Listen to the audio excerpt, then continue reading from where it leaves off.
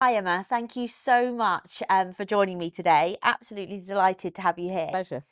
Please, could you just before we start introduce yourself and tell us a little bit about your role here at Berry Brothers and Rudd? Yeah, sure.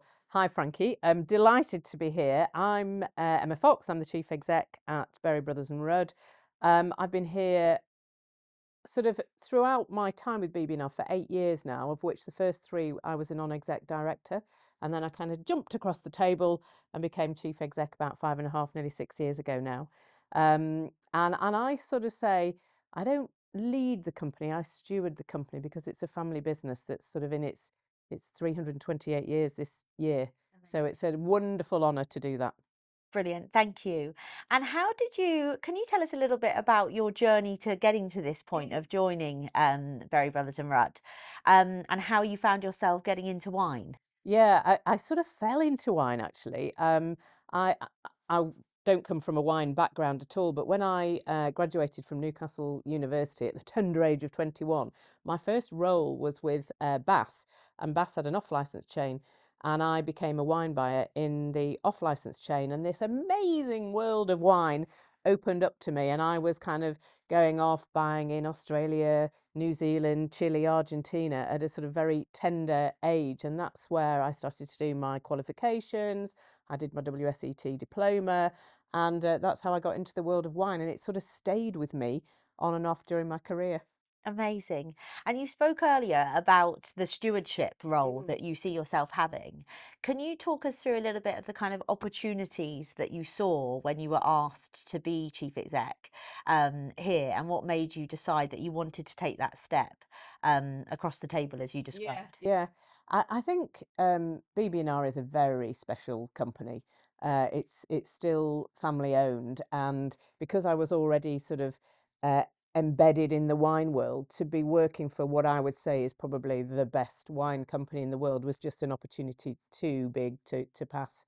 And for me, the opportunity is about how we evolve what's been quite a traditional fine wine world into a kind of much more relevant fine wine world that's as appealing and approachable for kind of Gen Zs and millennials as it is for people of my parents' generation. What's really important now is how we evolve the business to be thinking about bringing communities in, giving people a sense of, this world isn't intimidating, it's approachable, it's accessible, and helping people build their confidence through education and getting them involved in this wonderful world. Yeah, and I think that's something that we really connected on Mm.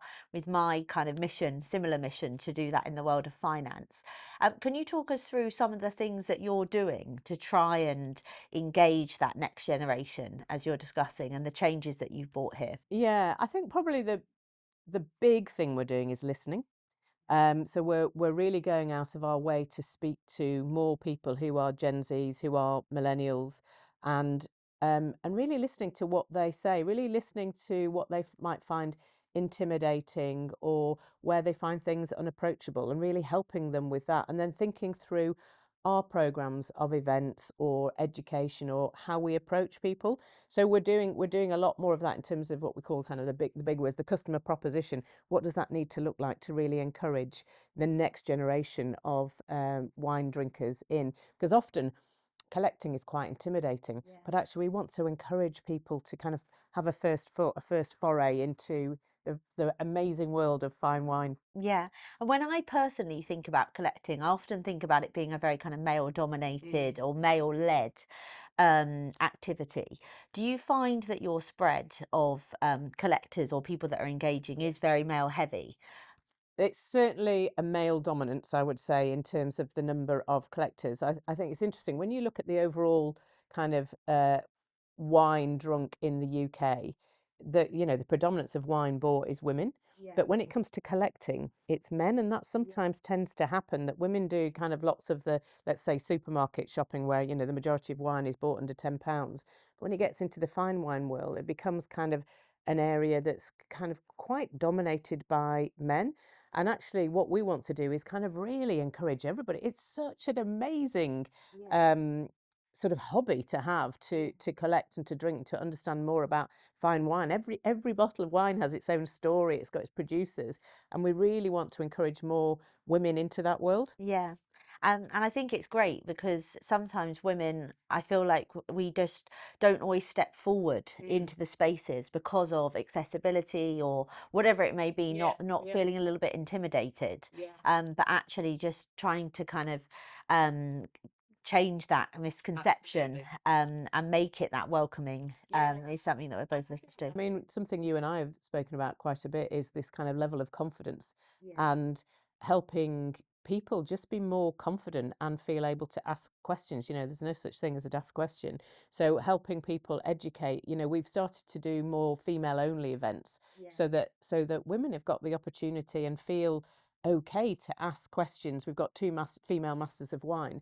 And actually, we just encourage people to ask all the questions they want to ask about this amazing world. Yeah.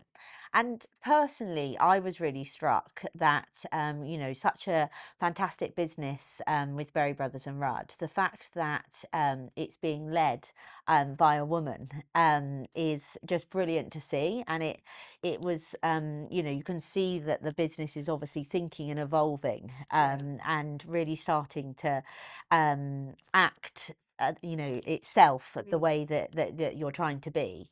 Can you tell us a little bit about um, being a female leader in this space and kind of what sort of legacy do you want to leave?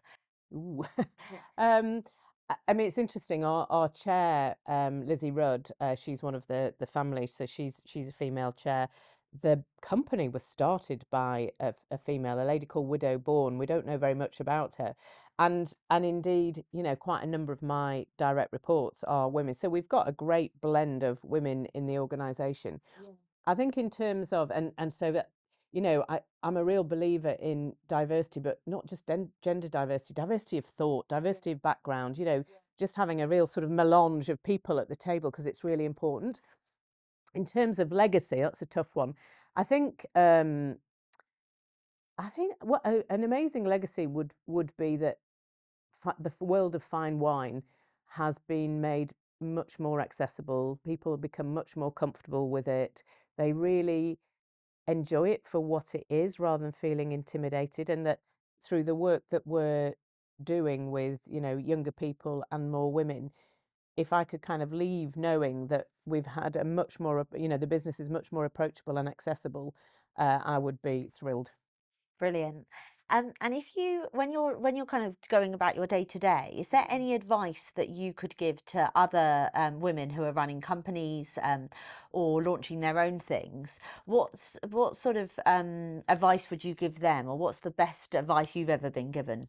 Um, I think there's a couple of things really. I used to work for Walmart, which is obviously an enormous company, and there was a couple of things for me. One is you don't have a great business if everything is negotiable, and so having a kind of clear framework and a clear kind of plan, I think, is really important. That and as a leader in a business, you know, being decisive doesn't mean to say that you're being unkind. It's actually kind of you need to be quite firm but fair. So I think that would be one of my biggest piece of advice. And I think the other thing is, you know, don't take no for an answer. Yeah. Just keep asking, keep pushing, keep driving, being determined. I mean, it from a very young age, I guess, for me, Yeah. that's always been my kind of just keep pushing, keep going, keep being determined, and you know, success comes to you. So Berry Brothers and Rudd has a very storied history, as we've just touched on. What initially excited you about partnering with Frankie's? The person that I'm sitting opposite, I just there was so much in common from the moment you and I first started to talk. I think this your story, what you've done, your level of determination, and in quite a kind of again male dominated world, to have been such a tour de force and to have really kind of paved a way for what you want to do really excited me because I felt we were kind of we could be very symbiotic. We could work together Yeah. on that journey. And I just felt a real kindred spirit there. And I think what you're doing with your community is absolutely brilliant. It really resonated with me. Thank you so much. And I have to say, one of my favorite things that you said to me when we first sat down for breakfast was that you wanted to engage the culturally curious. Yeah. And I thought it was just brilliant because that curiosity Mm. is, and helping people to feel empowered, is something that I feel really passionate about. So, yeah, very much echo Yeah, your I think sentiments on that. as you say, Frankie, curiosity, empowerment, and fun. Yeah, You know, we mustn't forget that kind of fun element of life, yeah. and that's kind of, you know, when you were talking to me about your business and how your eyes lit up about what you were wanting to do, I was like, yeah, we are absolutely kindred spirits here. Yeah, brilliant. And you've touched on the kind of partnership and the Born, Yeah, who the original lady who actually launched yeah. Very Brothers and Rudd, which is amazing. Can you tell us? Obviously, you don't know a huge amount about her, but a little bit about that and why we've decided to launch our partnership under that No, name. great question. So Widow Bourne started on this site at number 3 St James's in 1698, and it was when St James's Palace had just been built across the road. And she was a real entrepreneur, as you must have been in those days to have, you know, to be a female owned business. And we actually started to sell teas, coffees, and spices because around this area of sort of St James's and Mayfair were lots of coffee houses and people were coming and gossiping and chatting. And Widow Bourne started her business literally from here downstairs from where we're sitting now. Um, and she then over the next sort of, as I say, we don't know a lot about her, but she then passed the business through. She wasn't married. She didn't have children, but the Berries got involved, and they started to then realise that actually wines and spirits was a real opportunity to start to sell from this shop. So we moved away from teas, coffees, and spices, and we moved into wines and spirits. And as I said, we've been operating on from this site ever since, which is amazing. And so, for those of you who are watching this, we will be launching this partnership with a series of events and the ability for clients and members to get involved in your seller plans and also more curated Yeah. sellers, depending on the level that you're looking to invest in wine. Mm. So, just to cover off a few things from yourself around the kind of investing in wine piece, we touched on earlier with Martin around the different regions that you're looking at across the years. But are you seeing a big shift away from just the traditional focuses of what people may think of when they're thinking of fine wines? Yeah. Are there more kind of emerging areas coming up? Definitely, and Martin's will have spoken about it. I mean, the kind of more traditional areas are sort of claret, so Bordeaux and Burgundy, both of which have what's called an en primeur campaign, where they sell their wine before it's even bottled. So, and that's a big thing in the fine wine world. What we're finding though is there is much more curiosity. There are so many regions in the around the world that uh, grow vineyards and so forth. And so we're seeing that people are wanting to discover more sort of esoteric areas. I mean, when I started wine buying as a career, you know, Chile and Argentina were pretty new on the map. Yeah. Well, now so many wines from Chile and Argentina and Australia and New Zealand. So people are looking for more esoteric discovery areas. And as I say, we've got a team of fantastic buyers who brings them no greater joy than going out and finding some indigenous grape variety in, say, the Haute Savoie, and bringing it back and proudly showing people what these amazing producers are doing in their own countries, in their own regions. So we're definitely finding much more of a world of discovery. And you said earlier about how you were really keen on listening to your customers. What are you finding from the Gen Z and the millennials? Is it a very different approach to the older Yeah. generations? I mean, it's a couple of things. One is the older generations basically got into wine collecting through the families, you know, father passed to the son, or, you know, quite a lot of intergenerational cellar passing on cellars.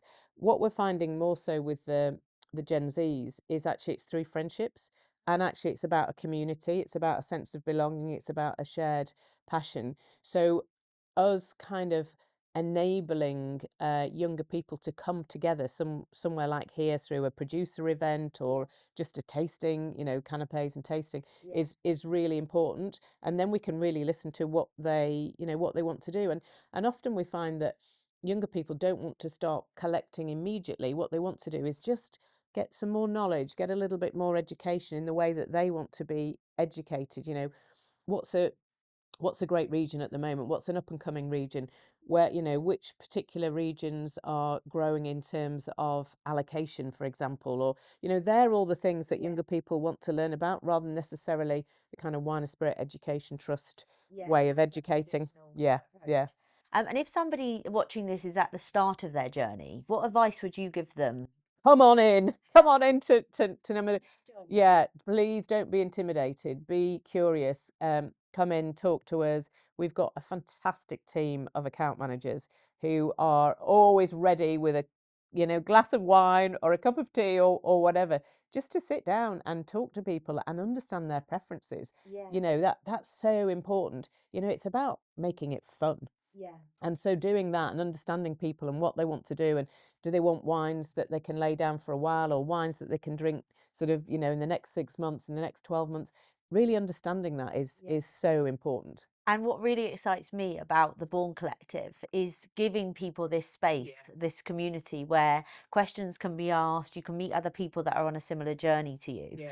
And it's really just kind of encapsulated our mission of opening the conversation. So, yeah, very excited about that. Last question from me for this morning. But, you know, we touched on earlier about your legacy, but what, would you say is your kind of mission for the next sort of 5 years with Berry Brothers and Rudd? I think it's really continuing to make the business, the brand, as relevant as it possibly can be for as many different people. Yeah. And I think that's the most that would be my kind of catch-all, sort of bringing warmth, fun, a sense of community and belonging into such a fabulous product. Yeah. You know, to be able to make fine wine as accessible and relevant to as many people as possible would be the mission that we are on. Perfect. I'm excited to be on the journey with you. Thank you. Thank you, Frankie. Thanks very much.